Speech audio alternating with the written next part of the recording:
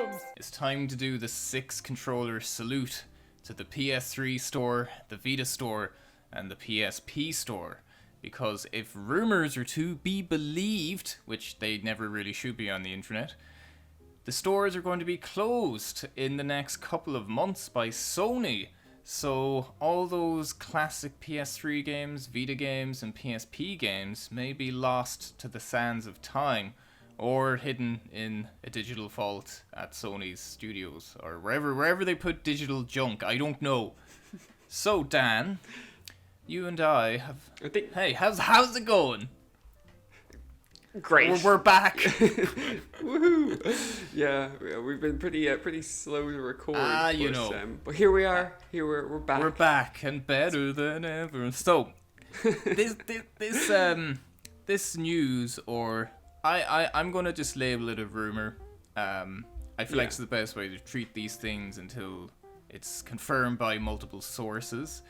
But I think given how Sony have treated backwards compatibility, their storefronts, and all that jazz in the past, you have to kind of come to terms with the fact that there might be a bit of truth to it. So I think what we're going to do here is I think we should maybe discuss it as if it is certifiably true, because this is going to be a major issue. I don't know how you feel about this going forward, but as the games industry kind of digitizes and steps away from physical media, these are the kind of difficulties that it's going to run into. So what would be your initial thoughts when you heard this rumor? I think we're quite similar in our passion for the physical media. Oh yeah. It would take a lot to get me to fully digitize. Definitely. You can't snuggle a digital version of a game at night. No, Can't be done. You can't clean your cases. Polish with it Windex, immaculately. You know? Seriously, the Dan has the best looking PS1 games I've ever seen. But yeah, I love having the collection on display. To the point that sometimes I'll even hold off buying a game if I can buy it physical. Like, so I would rather wait a week rather than getting a game on release day digitally, as long as I could get that physical copy. So this kind of news, I suppose, for me is it's always worrying, because I still play my Vita very regularly. I play my PS3 on occasion, and I haven't owned a PSP in 10 years, I think. I still have my PSP, but I'll get to that later. I would, the one thing that would make me hesitant to believe this is just how big a market share the handheld console the Vita has in the Eastern market, over in Japan. Yeah, you asked me off camera, is like, we should probably check the sources, but I don't think in the article I read, it was from The Gamer, I think that was the website that kind of broke this rumor. It wasn't mentioned if it's worldwide, but you'd have to assume it would be. If they're gonna, it would be weird if they just select the North American store or the European store. I'd say it's gonna be like a blanket closing of sorts. Yeah. But you're right. That's a good point, because the Vita is massive in Japan. And the Vita is quite closely tied in with the PS4 store, with a lot of those games that are cross-platform and bundled, So for that reason, I would be more quick to believe that the PS3 and PSP market, or that online store, might disappear. I think I could only envision that really happening, though, if they buff up maybe the PS Now stuff, or bring some of them to the PS. You see that PS4 marketplace. That was my first thought. So, for me, there's a few elements to this. It's not quite as simple as, the store is closing, we'll move on from it. Like, as I said, I do think there's severe ramifications for the industry going forward. Like, if you buy games, well, what happens if you can't access the store to re-download them? Sony have not implemented a very good system on the back end for this. There's a load of PS2 games that I bought on the PS3 that I just simply can't access or can't play on the PS4. And I understand that the PS2 classics that they brought to the PS4 are slightly different, I'm guessing. But the fact that you need to re-buy it, or that I had to re-buy a version of it to run on the PS4, and then there's the whole issue with the PS1 classics. You can't tell me it's difficult to implement backwards compatibility for a PS1 game. The PSP can do it, the PS Vita, which is just an amazing emulation device anyway. So why were they never carried over to the PS4? And also, like, the PSP, like, they removed the ability to just copy and transfer games onto your PSP from your PS3 a couple of years ago. So the digital games I bought, I had no way of actually transferring them because they stopped the support for, I think it was called Media Go. So there was literally no way for me to transfer the games, and I might be going long-winded here, but the thing is, it's like, why even remove that functionality if you have it connected via USB? Like, why get rid of that option? It's just bizarre, because you could at least keep the games on your PS3 and then just copy them over as needed. So, just to tie it in with what you said about the PS Now, like, Sony and their handling of their back catalogue of games has been shocking.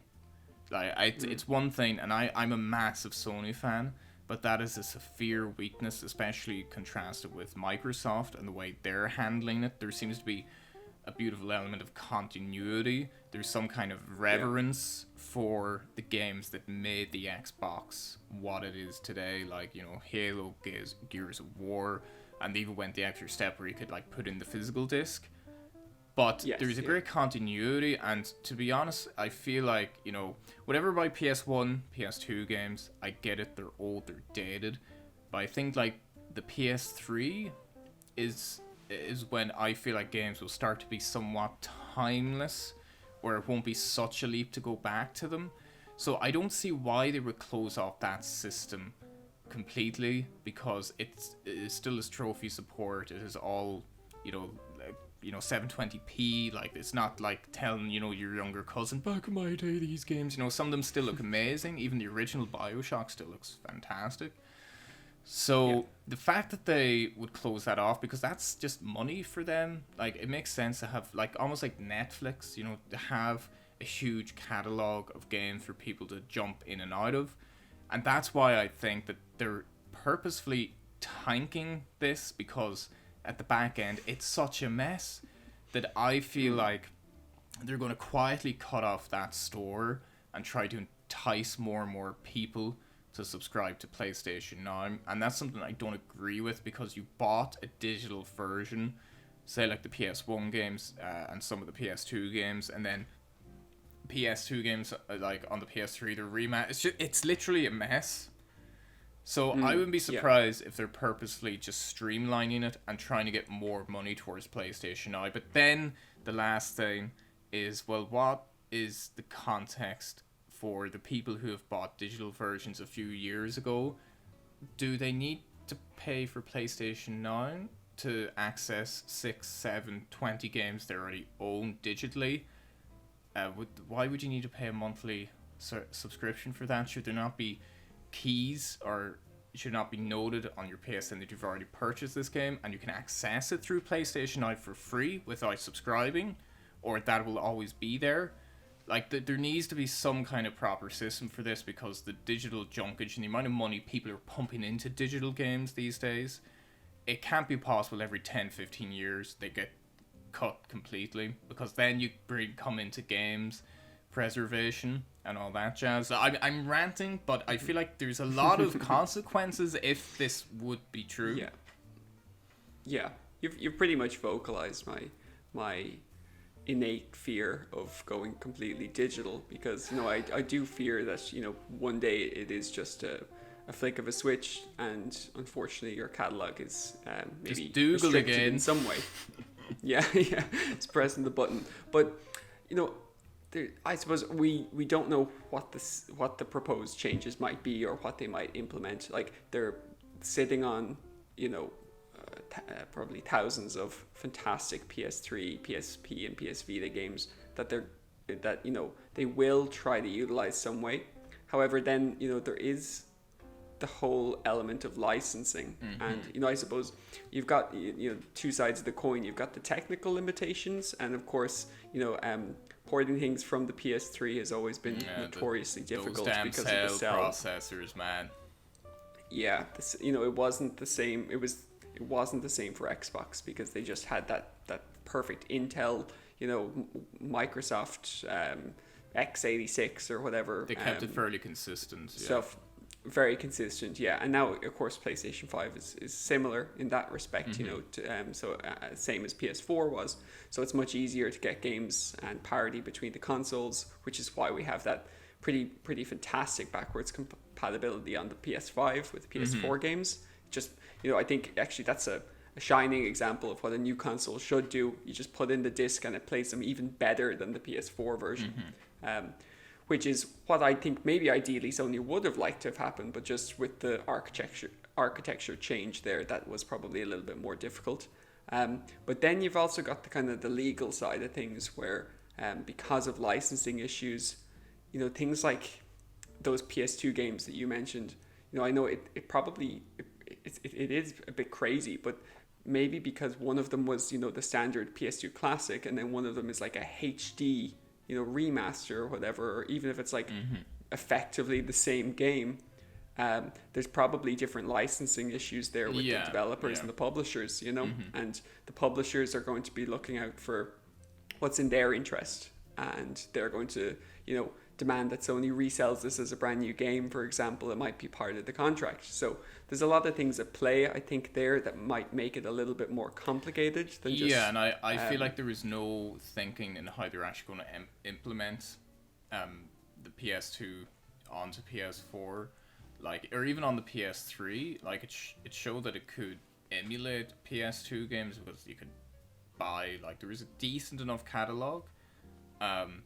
So I think it was just messy. I feel like they never took the time or paid attention to actually integrating the digital side of their classic games and to carry them forward, because I think a digital version of a game, it should be compatible and it should be accessible across every console generation, in my opinion. There is something different to the disc drives, and that's not always possible to play the physical version. I get that and I understand that, especially as DVDs are essentially obsolete. So that's something else. But every Blu-ray player does kind of play it. But anyway, I think one thing that's kind of is that might be important in this situation as well is that really, when Sony are looking at a big pictures size, they're looking at the broader kind of economic landscape, people like us who care about backwards compatibility probably make up less than 1% of the gaming population. Nobody wants, from a business standpoint, Sony don't see this as much of a benefit because it's a loud most minority, people don't. But it is a minority. It is nonetheless. Definitely a loud minority, but most people, I'm sure they've tested this on focus groups and things like that, but I've seen it before that the people who own these new consoles, they don't actually play old games on them. I know a lot of people who might no be desire maybe to either. Yeah, people like us, people who listen maybe to us, and any people who watch our kind of people show of or taste. Similar show. Yeah, people connoisseurs of the gaming industry. Of course, they're the minority here of people who actually want to go back and play these classic games. But most people just have their console for FIFA, Call of Duty, and they're not playing these older games. That is true. So it often is a business move where they just, they don't want to put much effort into bringing these games forward because they're not going to lose much if they don't. That's true. Now, I think maybe a little bit different from you. To be honest, I wouldn't be completely devastated if the PS3 store went offline. There's definitely some games still on there I'd love to to get and pick up. I was saying to you before that I still have to get all the DLC for Fallout New Vegas. There's the Game of the Year edition of that, physical. Yeah, so, I must get that. But but it also removes any patches, you see. That's the other side of it. They literally close down the store. Then does that mean maybe even for anyone watching, probably more attention will be paid to trophy syncing? Will you still be able to play them and get the patches for particular games? Because that was the era of the patch, when the patch was born on the console side. So, but just to finish that, just so it doesn't look like I'm okay with just closing the PS3 store down. There is a caveat to that. I would only be okay with that happening if they do have some good implementation of bringing forward these PS3 games that people might, so that back catalog can be accessed somewhere. Now, ideally, like you said, it'd be great if people who owned the games previously could play them on PS Now. I think that's probably a pipe dream. I don't think Sony would ever do that. Absolutely, but I think that the way they've implemented it would be great. You've had to rebuy essentially the same game. Say on the PS2 side, say Vice City, twice to carry, and it's literally the same version of the game. So I don't know why on the digital storefront it wouldn't be the same on Steam and it wouldn't be the same on Xbox. Like Sony are just languishing so far behind in that regard, and I feel like it's just a jumbled mess. Like they've completely just crisscrossed what they want to do. And I know the PS3 is like, I think PS1, PS2 is quite a smooth transition, and the 4 and the 5. 3 is like just that big rock block in the road between all of them to maintain the continuity. I like, that's how I agree. So I understand that that's a massive hurdle, just given the structure and the sale processor and how they went about actually building that system, and obviously how to code the games or to bring them forward. But I just think it ties in a lot with digital markets were supposed to be the way where everyone could play, buy, and download the game. So I think for me, it was more a couple of years ago when I couldn't play my PSP games and my PS1 games. So probably around 2017. And that actually kind of shook me a bit because, to be fair, the PS4 is the first generation where I think it was probably 50-50 in terms of physical games and digital games, just because the sales are so damn good. Yeah, me too. I'd say even like 75-25. Yeah, maybe even 60-40. Like, to be honest, like, it's only really in the past year or two I've started going back and go, that was an excellent game, I want a physical copy of that.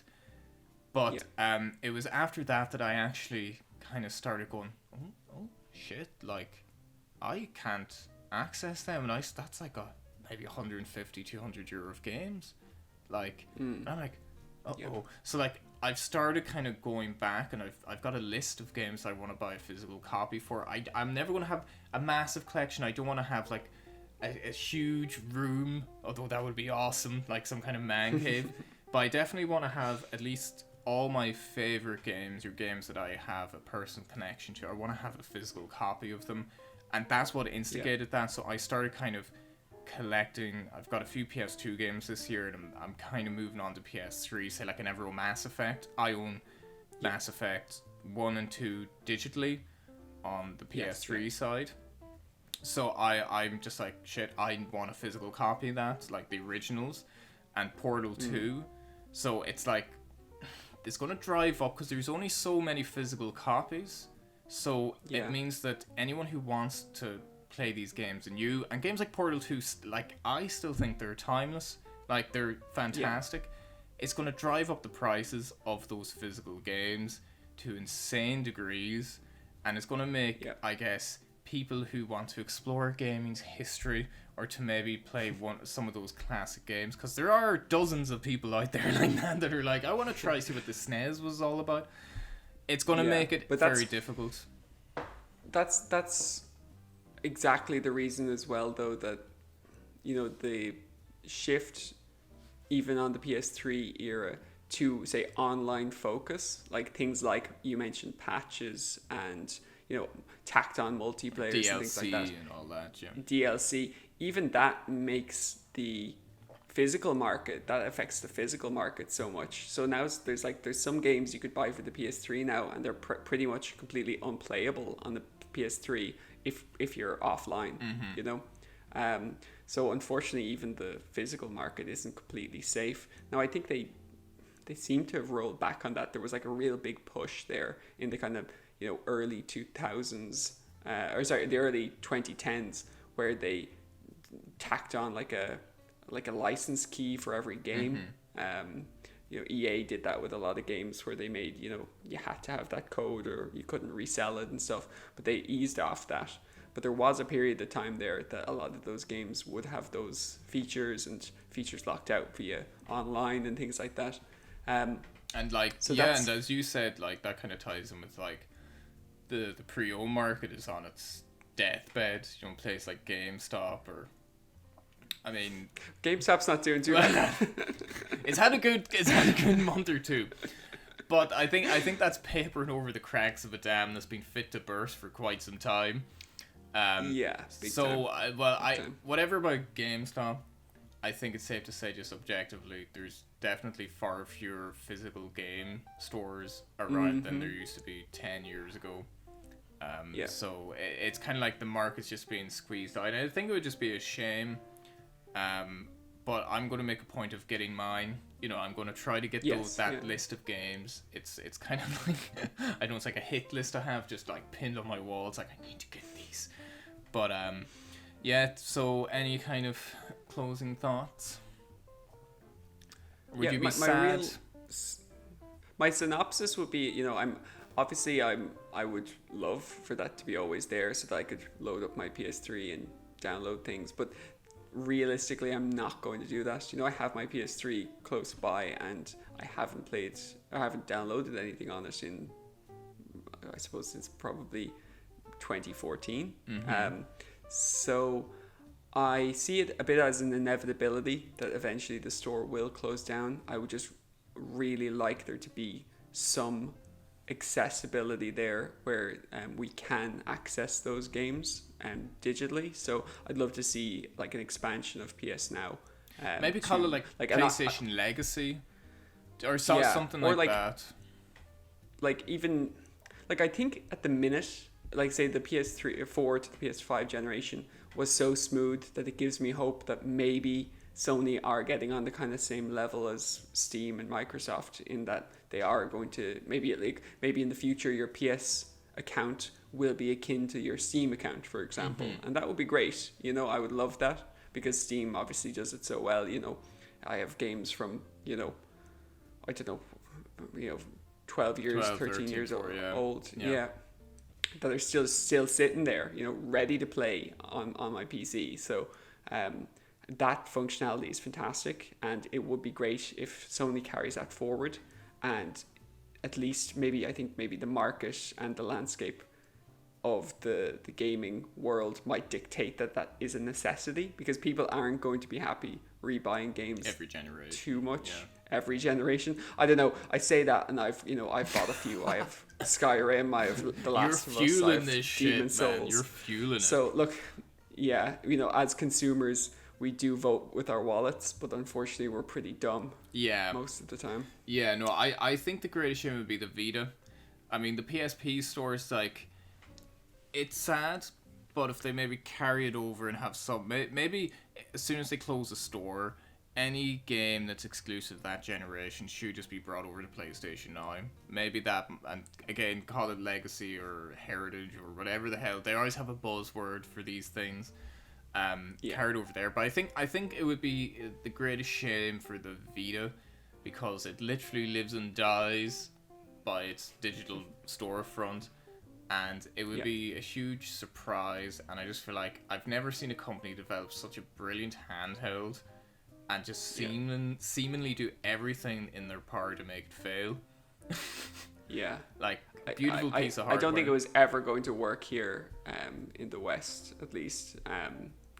I have maybe 25 Vita games, and one of them is physical, just a single game, because it was like 3 times more expensive on the digital store, you know. And that's another thing we haven't even talked about, is about kind of more the monopoly that these digital markets can create. But maybe that's a different topic for a different day. We need our at this pie point, chart and our statistics. at this point, I'll just kind of wrap it up and say that, you know, it's something that I expected to happen given the structure of the PS3. I kind of saw it because it feels like like you said, such a kind of a road bump in the smooth transition of consoles. So I see it as kind of like the black sheep of the PlayStation family. So it wouldn't surprise me. And I think the Vita is probably the black sheep number 2 of the family, because it just got lost so much, got pushed to the side. I think the Vita in the West seems like the murderous alcoholic uncle that the family never talk about. You know, just I love my murderous uncle. Yeah, the murderous alcoholic uncle. No, yeah. I play my Vita every day, pretty much. Yeah, for remote play, you always say. But like, remote play, I think I think as you said, you can see with the PS5 like such a smooth transition, and essentially 99.99% of games are backwards compatible from the PS4 to the PS5. Yeah. So I would say that they're just going to cut the dead weight, and remove the obstacle that they created for themselves with the PS3, and maybe, as you said, maybe put all of that onto PlayStation now, and maybe build that into something else, and maybe kind of use it. I think a good way would be like a legacy thing, because that would drive subscriptions and people playing it. If it's like you can play 3 generations, all the classics. I mean, Nintendo are still really selling NES and SNES, and people lap that up, or you know. So maybe do it that way, but Nintendo are way worse than even Sony in terms of reselling their products. Oh, and people buy it, as I said. We have wallets, but we can be done with them. There's so many games I had on the Wii U that I've rebought for the Switch, and you know, the only reason I do that is because I don't have my Wii U charged. I have no self-control. And the Wii U is a bit crap anyway. Let's not lie. It was unfortunate. Some amazing games, but the console itself was lackluster. But anyway, it's not about Nintendo. No, I think all companies should operate under this new ethos and follow, you know, what Valve effectively established back then. And I think that one consolidated library is where the future is at. And I think and I hope Sony are going in that direction. Well, I guess we'll have to see, but we never know. There might be a few more road bumps along the way. So Dan, thanks a million. We'll high five to the legacy of the PS3, Vita, and my hand looks tiny next to your. It's just an optical illusion. Look at that. Look at the size difference. It's just I'm way closer than all of this. My my little hand. My little hand. Platchums.